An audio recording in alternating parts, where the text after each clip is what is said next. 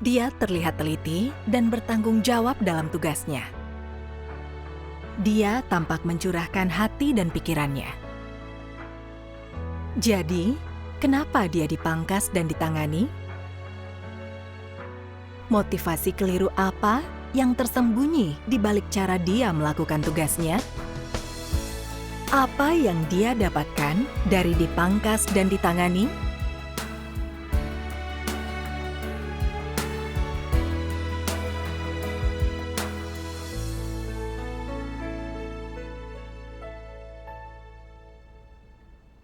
Akhir 2020, aku bertanggung jawab menyirami petobat baru. Awalnya jumlah mereka tak banyak. Jadi apapun masalah mereka, aku akan berusaha bantu jika dimintai tolong. Saat tidak bisa kuatasi, aku akan mencari pemimpin. Aku takut jika tidak disiram, mereka lemah. Kemudian jumlah anggota baru terus bertambah, jadi 2 saudari lain ditugaskan bekerja denganku. Dan setiap orang diberikan tugas menyirami petobat baru tertentu. Beberapa kali, sejumlah petobat baru mendatangiku. Aku melihat mereka tanggung jawab saudari yang lain. Dan kupikir, waktuku terbatas. Jika aku membantu mereka, aku tidak akan sempat menyirami petobat baru bimbinganku. Petobat baru itu tanggung jawab saudari lain. Seharusnya mereka yang menangani, bukan masalahku. Jadi, aku tak bersekutu dengan petobat baru itu. Kalaupun bersekutu, hanya kulakukan sekenanya. Lalu bagaimana keadaan mereka? Tak lama kemudian, ternyata beberapa orang tidak ikut pertemuan karena tidak dimasukkan ke kelompok. Dan beberapa lainnya absen karena gagasannya belum diatasi melalui persekutuan. Aku sedih mendengarnya. Aku sadar itu karena aku tidak bertanggung jawab dan tidak peduli. Tapi aku tak berusaha memahami masalahku. Tidak lama, petobat baru bimbingan kedua saudari itu merasa sedih karena kesulitan dalam hidup dan berhenti ikut pertemuan. Karena aku lebih mengenal mereka, pemimpin memintaku membantu mereka. Aku enggan melakukannya. Kini mereka tanggung jawab saudari lain. Jika waktuku habis bagi mereka, hasil kerjaku akan terpengaruh. Makin dipikir, makin aku merasa rugi. Aku cari alasan untuk menolak. Aku bilang aku tak sanggup terima tambahan petobat baru. Tidak membantu petobat baru itu tindakan yang tidak bertanggung jawab. Saat itu aku tidak menyadarinya. Kemudian, pemimpin memeriksa kemajuan pekerjaan kami dan bertanya kenapa ada petobat baru yang belum masuk ke kelompok dan banyak yang tidak ikut pertemuan. Dia mau tahu alasannya. Aku jawab dengan percaya diri. Aku sudah membicarakan ini dengan saudari lain, tapi tidak segera ditangani. Pemimpin menanyaiku, apa itu tanggung jawab mereka saja, bukan kau juga? Aku masih membela diri. Aku tidak berbuat salah. Aku menangani semua tanggung jawabku. Dan menyerahkan petobat baru itu kepada kedua saudari. Itu bukan lingkup tanggung jawabku.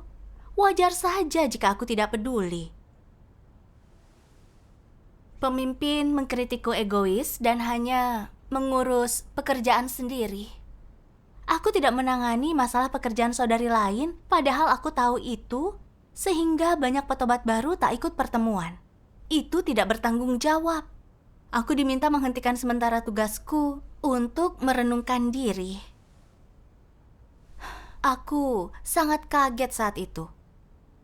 Tanpa melakukan tugas, aku sengsara dan tidak bisa menahan tangisku. Saat itu, aku tidak bisa menerima kenyataan. Apa hanya aku yang bersalah saat petobat baru tidak ikut pertemuan? Para saudari lain bertanggung jawab menyirami mereka. Seharusnya bukan aku yang disalahkan untuk itu. Kau disibukkan dengan benar dan salah serta merasa sedih. Tapi saat pemimpin mengkritik kita tidak bertanggung jawab dan egois, kita harus merenung dan memahami kerusakan kita. Ya. Benar. Lalu aku sadar ini terjadi kepadaku karena kehendak Tuhan. Dan aku dalam hati berseru kepada Tuhan, meminta Dia membantuku tunduk agar tidak salah paham. Selama beberapa hari, aku sengsara seolah ada pisau yang menghujam jantungku. Aku terus berdoa, memanggil Tuhan, merenung. Dalam pencarianku, aku membaca firman ini.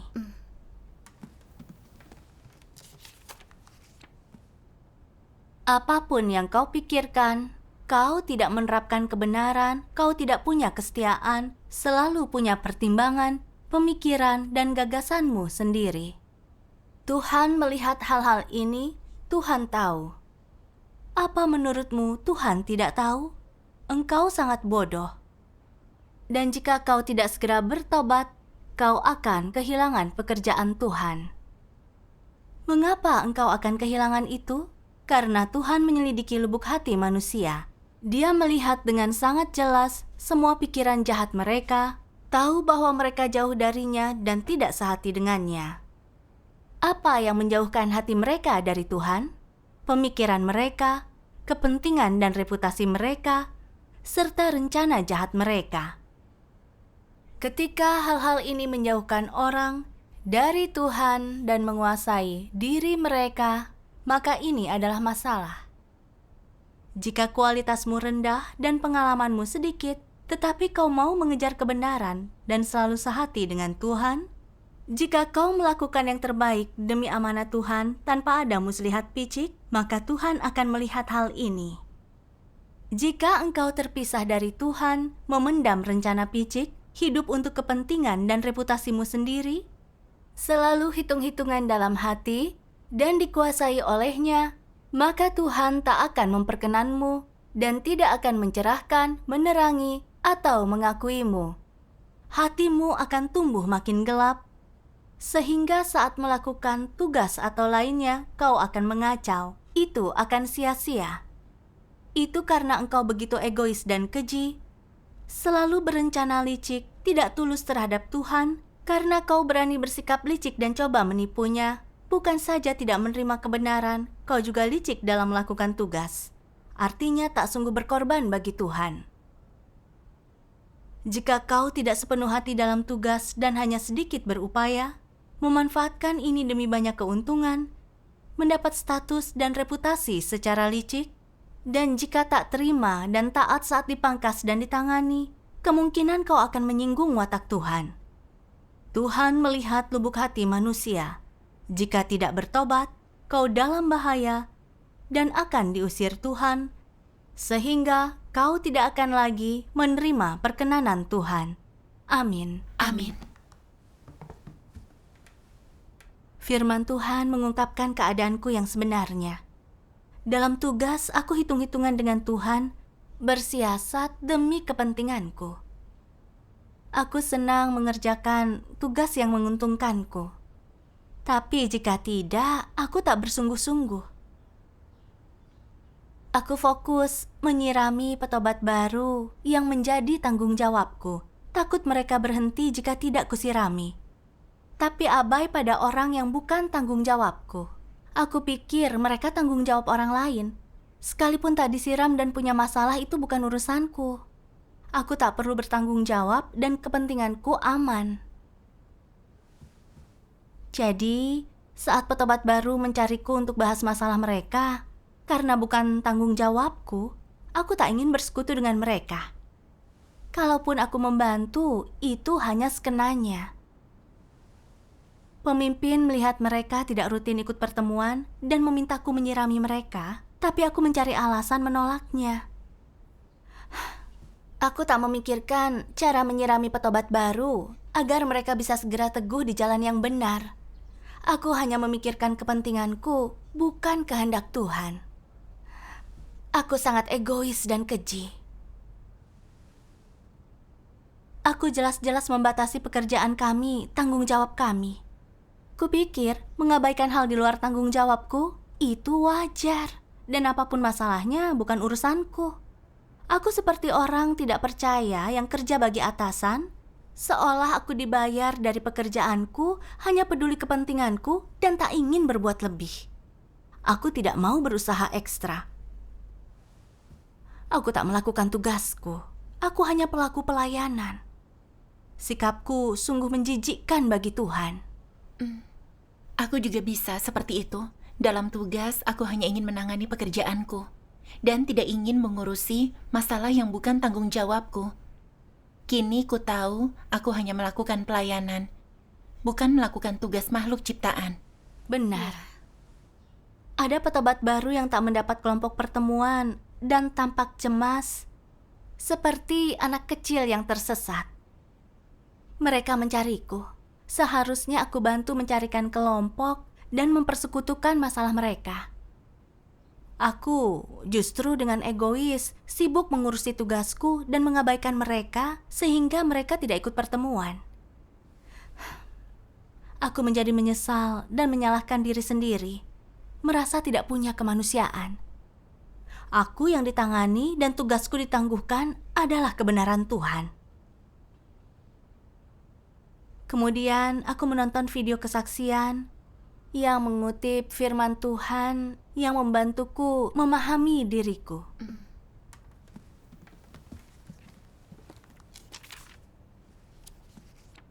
Antikristus tidak punya hati nurani, nalar, ataupun kemanusiaan. Bukan saja tidak tahu malu, mereka juga memiliki ciri lain, yaitu egois dan keji. Keegoisan dan kekejian tidak sulit dipahami. Mereka tutup mata kecuali untuk kepentingan sendiri. Mereka menangani apapun yang berkaitan dengan kepentingan mereka, rela menderita, membayar harga, mempelajari serius, dan mengabdikan diri. Mereka tutup mata dan mengabaikan semua yang tidak berkaitan dengan kepentingan mereka. Orang lain dapat berbuat sesuka hati. Mereka tak peduli jika orang lain ganggu karena tak ada kaitannya dengan mereka. Sederhananya, mereka memedulikan urusan sendiri. Tapi tepatnya, orang semacam ini keji, kotor, menjijikkan. Didefinisikan sebagai egois dan keji. Dalam pekerjaan apapun, mereka, para antikristus, tidak memikirkan kepentingan rumah Tuhan. Mereka hanya mempertimbangkan apakah kepentingan mereka terpengaruh, hanya memikirkan pekerjaan di depan mereka yang menguntungkan. Bagi mereka, pekerjaan utama gereja mereka lakukan di waktu luang tidak mereka anggap penting. Mereka hanya sedikit berupaya, hanya melakukan yang disukai, dan bekerja demi mempertahankan kedudukan dan kekuasaan. Mereka menganggap pekerjaan yang diatur rumah Tuhan, penyebaran Injil, dan jalan masuk kehidupan umat pilihan Tuhan, semua itu tidak penting. Apapun kesulitan yang orang lain hadapi, masalah apapun yang diidentifikasi dan dilaporkan, setulus apapun ucapan mereka, antikristus mengabaikan dan tidak mau terlibat, seolah bukan urusan mereka. Mereka tidak peduli dengan urusan gereja, mau sebesar apapun. Bahkan saat masalah itu tepat di depan mereka, mereka menanganinya dengan asal. Hanya jika mereka ditangani oleh yang di atas, diperintahkan untuk mengatasi masalah, barulah mereka dengan enggan sedikit bekerja nyata dan memberi kepada yang di atas sesuatu untuk dilihat. Setelah itu, mereka melanjutkan urusan mereka sendiri. Mereka tidak tertarik, melalaikan pekerjaan gereja, dan konteks yang lebih luas. Mereka bahkan mengabaikan masalah yang mereka temukan, memberi jawaban seadanya, atau mengabaikan pertanyaan tentang masalah menanggapi dengan enggan. Ini wujud keegoisan dan kekejian, bukan? Amin. Amin. Kutipan firman ini menyentuh hatiku. Perilakuku seperti antikristus, egois dan keji, hanya memikirkan kepentinganku sendiri. Saat petobat baru tidak ikut pertemuan, jika itu memengaruhi hasilku, meski harus membayar mahal dan bekerja keras, aku dengan senang hati menyirami mereka dan tak pernah lelah.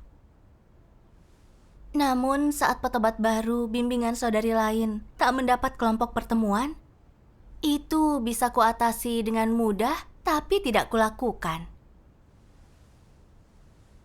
Aku sadar telah dirusak iblis. Racun iblis seperti tiap orang memperjuangkan kepentingannya, jangan urusi pekerjaan orang, dan jangan bekerja tanpa upah adalah pedomanku. Aku egois, keji, dan perhitungan.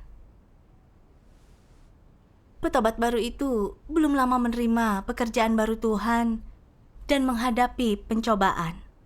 Tak ada penopang dan tak bisa ikut pertemuan. Mereka bisa diambil iblis kapanpun. Ya, Menyirami petobat baru itu pekerjaan penting bagi rumah Tuhan. Datang ke hadapan Tuhan itu tidak mudah. Entah berapa besar pengorbanan Tuhan demi menyelamatkan satu orang. Orang yang punya nurani dan kemanusiaan akan cemas saat melihat petobat baru tidak ikut pertemuan dan memikirkan cara menopang mereka bersama-sama agar mereka bisa memahami kebenaran dan teguh di jalan yang benar. Iya, Namun, aku mengutamakan kepentinganku dan mengabaikan petobat baru yang tidak ikut pertemuan secara rutin. Aku enggan meluangkan waktu untuk membantu mereka. Bagaimana ini disebut memikirkan kehendak Tuhan? Aku dikritik tapi tidak mengenal diri dan melalaikan tanggung jawabku. Aku sadar tak punya hati nurani, dingin dan tak berperasaan. Kupikir aku bertindak pintar dengan hanya mengurusi tanggung jawabku dan memastikan hasilku sendiri. Aku tidak akan dipecat. Aku sangat tak masuk akal. Tuhan melihat niat dalam tindakan orang, apa mereka sungguh berkorban untuk Tuhan, menjunjung pekerjaan gereja, dan memikirkan kehendak Tuhan, tak hanya melihat hasil di permukaan. iya. benar. Jika kau menjunjung kepentingan pribadi, meski bisa menderita dan membayar mahal, jika watak rusakmu tidak berubah, kau akan diusir Tuhan pada akhirnya. Aku tidak memahami kehendak atau watak Tuhan. Untuk melindungi diri, aku bersiasat hanya peduli pada tugasku dan menghambat petobat baru. Tuhan membenci tindakan yang kulakukan. Perhitungan dan niat jahatku tak bisa lolos dari pengawasan Tuhan. Aku tak melindungi diri, tapi justru disingkap dan diberhentikan. Watak benar Tuhan menjamahku. Aku menuai yang kutabur. Aku menyesal dan membenci diriku karena egois. Aku berdoa, Tuhan yang Maha Kuasa, aku hanya memikirkan kepentingan pribadiku, sehingga petobat baru tidak ikut pertemuan. Aku tak punya kemanusiaan dan pantas dihukum. Aku diberhentikan adalah kebenaran-Mu, juga kasih-Mu. Aku ingin bertobat dan membantu para petobat baru ini agar segera menjalani kehidupan gereja. Amin. Amin. Lalu, aku bersama saudari lain menopang petobat baru yang tak ikut pertemuan. Kami mendapati ada yang mengalami kesulitan dalam hidup. Kami membantu mereka dengan persekutuan. Keadaan mereka membaik dan mereka ingin menghadiri pertemuan. Dibantu dan ditopang persekutuan, petobat baru lain ingin ikut pertemuan lagi. Aku merasa sangat senang. Aku juga memberitahu saudari yang bekerja denganku, kalau petobat baru tidak ikut pertemuan secara rutin, aku harus segera diberitahu agar bisa menyirami mereka. Penerapan ini membuatku lebih tenang. Syukur kepada Syukur Tuhan. kepada Tuhan. Beberapa hari kemudian, pemimpin bilang aku bisa menyirami petobat baru lagi. Aku tak bisa menahan tangis saat mendengar kabar itu.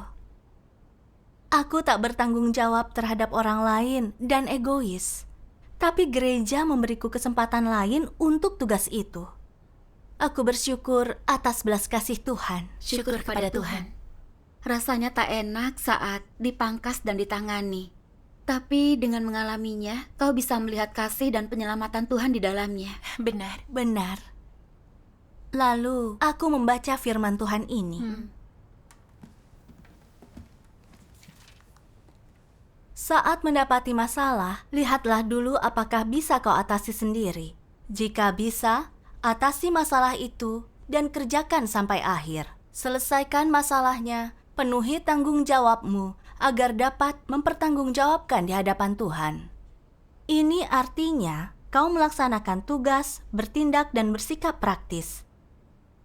Jika kau tidak mampu mengatasinya, laporkan kepada pemimpin, dan cari orang yang mampu mengatasi. Kau harus terlebih dahulu memenuhi tanggung jawabmu. Dengan begitu, kau akan menjaga tugasmu dan menempati posisi yang benar. Jika kau mendapati masalah dan tidak mampu mengatasi tetapi melapor kepada pemimpin, kau penuhi tanggung jawab pertamamu. Jika kau merasa ini adalah tugas yang harus kau lakukan dan kau pun sanggup, maka engkau harus mencari bantuan saudara-saudarimu. Mulailah dengan mempersekutukan prinsip, tentukan solusinya, lalu bekerja sama mengatasinya. Ini tanggung jawab keduamu. Jika mampu memikul kedua tanggung jawab ini, berarti kau memuaskan sebagai makhluk ciptaan dan melakukan tugas dengan baik. Tugas manusia tidak lebih dari dua hal ini. Jika kau bisa menangani semua yang kau lihat dan melakukan tugas dengan baik, engkau akan selaras dengan kehendak Tuhan. Amin. Amin. Amin. Firman Tuhan sangat jelas. Di rumah Tuhan, meski semua orang punya tugas berbeda dan tanggung jawab kita terbagi, tapi kita ini satu keluarga. Iya. Mungkin ada hal yang bukan tanggung jawabmu, tapi jika melihat masalah, lakukan yang harus kau lakukan. Pikirkan cara bekerja dengan orang lain agar pekerjaan gereja tak terpengaruh. Iya. Jika tidak bisa mengatasi masalah sendiri, bekerja samalah dengan orang lain atau beritahu pemimpin untuk menjunjung pekerjaan gereja dan melakukan tugasmu. Benar.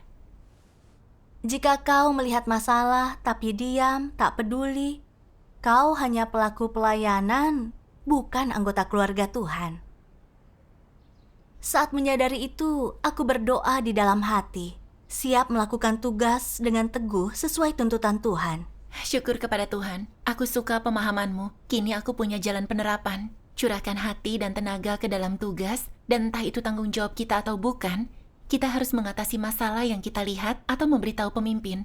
Itulah kehendak Tuhan. Iya. Aku ingat ada petobat baru yang dulu rutin ikut pertemuan. Lalu dia berhenti datang. Kami tak tahu kenapa. Dia tidak bisa dihubungi. Lalu suatu malam, dia mengirimiku pesan dan menanyakan kabarku.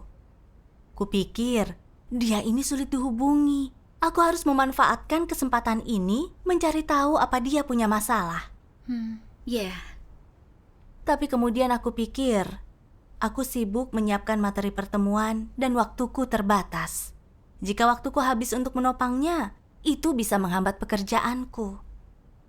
Aku bermaksud meminta orang lain bicara dengannya. Lagi pula, aku tidak bertanggung jawab atas dia. Dengan begitu, aku bisa bekerja dengan tenang. Memikirkan ini, aku sadar. Menghindari ini artinya egois dan tak bertanggung jawab lagi. Saudari ini berusaha menghubungiku. Jadi aku harus pakai kesempatan ini untuk membantunya. Iya. benar. Jadi, aku membuat panggilan video. Dari situ aku tahu, suaminya menentang dia ikut pertemuan.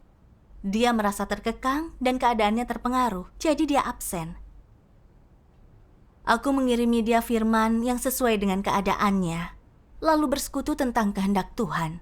Aku juga mendorongnya agar bersandar kepada Tuhan. Membaca firman Tuhan membuatnya tersenyum, dan dia yakin bisa melewati ini. Dia bilang firman Tuhan itulah yang dia butuhkan. Lalu menyatakan keinginan untuk ikut pertemuan lagi.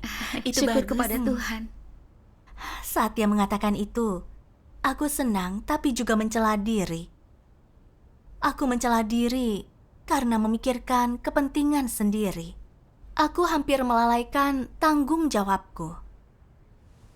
Aku senang karena aku melakukan yang harus kulakukan, berbagi firman Tuhan dengannya.